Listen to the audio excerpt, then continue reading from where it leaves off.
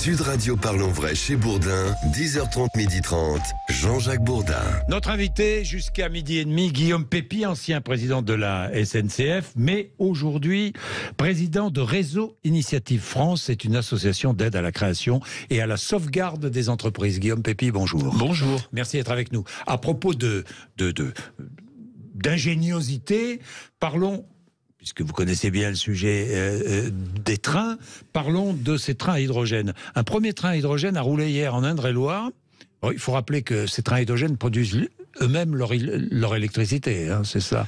C'est vraiment quelque chose auquel moi je crois beaucoup. Oui. Parce que, en fait, si vous voulez conserver les petites lignes, il faut des petits trains. Vous n'allez pas mettre des TGV sur les petites lignes. Et donc, il faut mettre des petits trains, mais si c'est pour avoir des diesels qui crachent de la fumée et des particules, en réalité, vous tirez une balle dans le pied. Il vaudrait mieux mettre un bus. Donc, l'invention du train à hydrogène, c'est la façon de faire du transport écologique sur des petites lignes. Ça existe déjà en Allemagne. Je suis ravi que ça démarre en France. C'est un projet qu'on avait lancé il y a 3 ans et que Jean-Pierre Farandou, qui est le PDG de la SNCF, continue avec les régions, parce que les régions sont très engagées là-dessus. Vous disiez cet été, 15 trains à hydrogène rouleront en France d'ici 2 ans. C'est ce que vous prévoyez. C'est ce que Jean-Pierre Farandou prévoit, le patron. Voilà. Vous aussi, d'ailleurs. On avait lancé le projet. Vous n'êtes plus à la SNCF. D'ailleurs, vous hésitez à parler de la SNCF. Je ne vais pas vous parler des grèves à la SNCF. Non. Aujourd'hui, on va parler des jeunes entrepreneurs. D'accord. Bon, nous verrons ce que ça donnera. D'ailleurs, à propos, je fais juste une parenthèse. Là, je ne vous pose pas de questions, mais je fais juste une parenthèse, Guillaume Pepy. C'est que à la SNCF, là, entre syndicats, il commence à y avoir quelques dissensions sur les journées de grève. Certains syndicats souhaiteraient au moins 2 jours de grève et d'autres pas. Et puis, certains syndicats souhaiteraient que des grèves soient organisées pendant les week-ends de ces départs en vacances scolaires, d'autres pas. Bon, parenthèse refermée. Guillaume Pepy, l'aide aux entreprises. Je vais commencer par la sauvegarde d'entreprises. Parce qu'il y a un secteur qui est très touché, c'est le secteur du textile et de l'habillement. Quand je regarde Camailleux, quand je regarde Gosport, quand je regarde Koukaï maintenant, inquiétude pour Gap France. Vous pouvez intervenir, vous, pour aider ces entreprises? Non. Alors d'abord, tout ça, c'est des chaînes de distribution qui sont percutées par Internet et par l'achat direct. Et c'est vrai, qui n'a pas acheté un t-shirt, une paire de sandales sur un site Internet? Et évidemment, ça percute les magasins. Nous, ce qu'on fait, notre métier, on est une association gratuite, bénévole, qui aide chaque année presque 50 000 personnes à créer leur entreprise, à conduire... Pas à la sauvegarder. Non, à la créer, ou bien, par exemple, à reprendre un commerce ou un service dans un bourg, dans une petite ville ou dans un village où le café-restaurant a fermé, ou l'épicerie a fermé. Donc notre métier, ça consiste à faire 4 choses. Vous arrivez, vous avez une petite idée dans la tête depuis longtemps. Vous, par exemple, vous dites, mais tiens, mon grand-père était forestier, ma femme tient un camping, j'ai une idée. Vous arrivez, vous venez nous voir, c'est gratuit. Toutes les adresses sont sur initiative-france.fr. Appuyez sur la sonnette et vous nous dites, j'ai un projet. On va faire 4 choses. D'abord, on va vous accueillir et vous aider à solidifier votre projet pour que votre projet soit en béton. Deuxième chose, on va vous prêter de l'argent. On ne vous donne pas d'argent. On vous prête de l'argent, mais on le prête à taux zéro. À taux zéro. On vous prête 10 000, 20 000 euros. Et la magie du système, c'est quand Initiative France vous prête de l'argent, avec ce papier, vous allez à la banque et la banque ne recommence pas à vous poser 490 000 questions. La banque nous fait confiance et à ce moment-là, la banque vous fait un prêt. Oui, toutes les banques font du prêt bancaire avec, entre guillemets, notre papier en main. La troisième chose, c'est qu'on ne va pas vous laisser seul. Parce que quand vous avez créé votre petite entreprise, la pire angoisse, c'est d'être tout seul. Et l'administratif, la comptabilité, enfin bon, etc. Voilà, le contrôle de l'URSSAF, la trésorerie qui est négative. Bien sûr. Et donc nous, on est à vos côtés pendant 3 ans, au moins, pour que la petite graine devienne une vraie entreprise. Vous pouvez nous poser toutes les questions. Si on ne sait pas, nous, on va se renseigner et on est à vos côtés. Et puis la dernière chose, c'est de vous mettre dans un réseau local où que vous soyez, vous êtes dans le Gers, vous êtes Voilà, à Valence. j'allais vous dire. Voilà, on vous Il y met a dans des un antennes locales partout. Il y a 208 associations partout Oui. en France, Oui. et il y a 800 points d'accueil. Encore Oui. une fois, toutes les adresses sont sur le site initiative-france.fr, et c'est gratuit. Notre problème, c'est qu'on n'est pas assez connu. Oui. C'est pour ça que je suis heureux d'être avec vous. Bien sûr. Comme ça, ce système Mais va être mieux pourquoi connu. vous n'êtes pas connu d'ailleurs? Mais parce que, bon, quand on... D'abord, il y a D'abord, est-ce que c'est une association, je le rappelle, d'utilité publique. D'utilité publique. Comment êtes-vous financé, l'association? Alors, étant donné qu'on prête oui. et qu'on ne donne pas, Oui. ceux auxquels on a prêté, et ils vont nous rembourser, ils nous remboursent à 99%, et on reprête avec cet argent à d'autres. Ah, d'accord. Et donc, c'est vraiment un système qui est sain. C'est un système de solidarité. en Exactement. quelque Et sorte. chacune des personnes qui vient nous voir, c'est intéressant à savoir, quand elle se lance dans la création d'entreprise, généralement, en moyenne, elle crée 3 emplois. Donc, on a cette année, probablement en 2023, on va créer de l'ordre de 60-70 000 emplois qui n'existaient pas et qui sont créés grâce à ce système. Grâce à ce système. Si vous avez envie de créer votre entreprise, si vous avez des renseignements à demander, Guillaume Pépi est là, 0826 300 300. N'hésitez pas. Vous avez des exemples exemples formidables. Oui, là, je sors d'une rencontre avec des jeunes entrepreneuses et entrepreneurs. 3 exemples d'un mot. Une jeune femme qui Oui. n'a pas peur de se lancer à Marseille dans une entreprise de bâtiment. Et dans le bâtiment, il faut savoir qu'il y a 1,6% de femmes. 1,6% de femmes. Ça s'appelle, c'est joli, les fabricoleuses. Fabricoleuses à Marseille. Fabricoleuses. Deuxième exemple, une femme extraordinaire qui s'est aperçue que des femmes qui avaient subi une césarienne ou qui avaient connu une opération, souvent le textile n'est pas bien fait parce que Oui. les boucles, les Oui. coutures Oui. sont au mauvais endroit.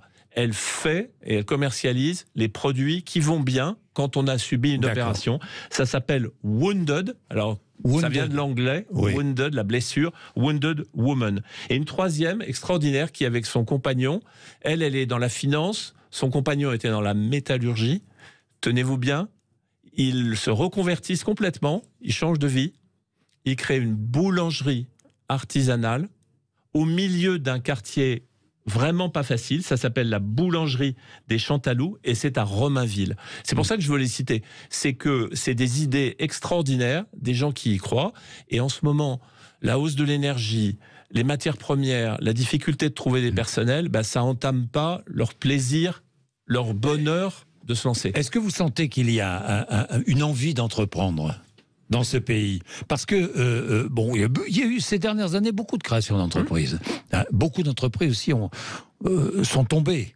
Se sont cassées la figure, Vous savez, malheureusement. ce qui me rend vraiment optimiste, c'est 2 choses. C'est d'abord qu'il y a beaucoup de gens qui, au moment du Covid et après le Covid, se sont dit j'ai envie de changer de vie. Je suis dans une grosse boîte, mon métier me plaît pas vraiment, et si après tout, j'osais être moi-même capitaine, au lieu d'être simplement joueur dans l'entreprise, je veux être capitaine. Oui. Et ça, c'est motivé par l'envie d'être indépendant, l'envie de se donner un vrai challenge, et puis l'envie de sens. Parce que la boulangère et le boulanger, ils sont en plein du sens, dans le pain. Oui. Et celle qui fait de la lingerie de santé, elle est à plein dedans. Et la femme du bâtiment, elle est en plein dedans. La deuxième chose qui fait qu'aujourd'hui c'est possible, c'est que l'économie est en train de changer. Je ne sais pas comment vous faites, mais vous, moi, tout le monde. Moi, je commence à regarder, c'est fabriqué où ? Ça vient où ? Vrai. Ça vient d'où ? C'est vrai. Je ne vais plus acheter de l'ail qui vient de Chine. Alors que dans les hypermarchés, l'ail venait majoritairement de Chine. Je vais regarder ce que ça émet comme carbone. Et donc, le local, le circuit court, le recyclage, c'est en train d'exploser. Et c'est autant d'occasions pour celles et ceux qui nous écoutent de se dire, mais tiens, pourquoi pas à Guéret, pourquoi pas à Neufchâteau, pourquoi pas à Veynes. je vais créer une activité qui n'existe pas. Veynes, c'est dans les Hautes-Alpes, il faut le savoir. Hein. Il y a une très jolie gare. Oui, à Veynes, il y a une gare. Non, mais c'est vrai. Et donc, c'est autant d'occasions. Quand on va à Briançon, on le sait. Aucune occasion de se lancer. Ok, c'est vrai, l'occasion de se lancer. Alors, comment sélectionnez-vous les dossiers? Parce que c'est bien beau. Moi, j'arrive, je vais voir une antenne locale, une des 208, hein. Oui, c'est ça. Antenne locale, j'arrive avec quoi? Avec un dossier, généralement, avec une idée simplement. Les 50 000 personnes qui viennent, elles ont une idée. Et puis, elles ont travaillé. Oui. Elles ont essayé de faire un plan d'affaires, pas toujours extrêmement robuste, mais elles ont essayé. Elles n'ont pas regardé beaucoup la trésorerie. Or, la trésorerie, aujourd'hui, c'est clé. Vous ne pouvez pas avoir un compte dans le rouge pendant 3 ans. Elles ont un petit peu réfléchi à leur commercialisation. Et donc, on va les aider gratuitement pendant des semaines. Mais par exemple, j'arrive, je pousse la porte, je rencontre qui? Eh bien, vous rencontrez une conseillère ou un conseiller dont le métier, c'est de regarder avec vous le dossier, et elle va vous dire, regardez là, votre plan de trésorerie, on va le refaire ensemble. Il n'est pas solide. Et puis surtout, on va regarder l'impact de l'activité. Si vous dites, tiens, je vais être forestier, mais vous prévoyez l'achat de 2 véhicules diesel, nous, on va vous dire, est-ce que c'est raisonnable aujourd'hui d'acheter des véhicules diesel? Combien ça coûterait d'acheter des véhicules électriques? Est-ce qu'il y a des aides? Comment vous pourriez mieux utiliser? Donc, on va vous guider. Et donc, c'est grâce à cet accompagnement-là qu'on va présenter le dossier. Et la magie du système, c'est que celui qui décide, c'est pas un conseiller bancaire. On adore les conseillers bancaires, mais c'est plutôt des gens du terrain. C'est-à-dire que si vous êtes à Veynes, le comité qui prend la décision, c'est le pépiniériste qui est à Veynes. Dans le coin. Dans le coin. C'est une entreprise de bâtiment et chacun d'entre eux délègue quelqu'un qui va être dans ce comité. Ce comité va vous écouter et à la fin, il va prendre la décision. Est-ce que vous retoquez de nombreux dossiers? Quel est le pourcentage à peu près de dossiers acceptés, aidés, accompagnés? Alors, par rapport aux gens qui poussent la porte, on va dire 1 sur 2. Parce que malheureusement, il y a parfois des idées. Voyez, qui sont abracadabrantesques. Vous voulez faire une cabine d'esthétique dans une ville où il y en a déjà 14, on va vous dire non, c'est pas possible. C'est pas possible, vous allez vous casser la gueule.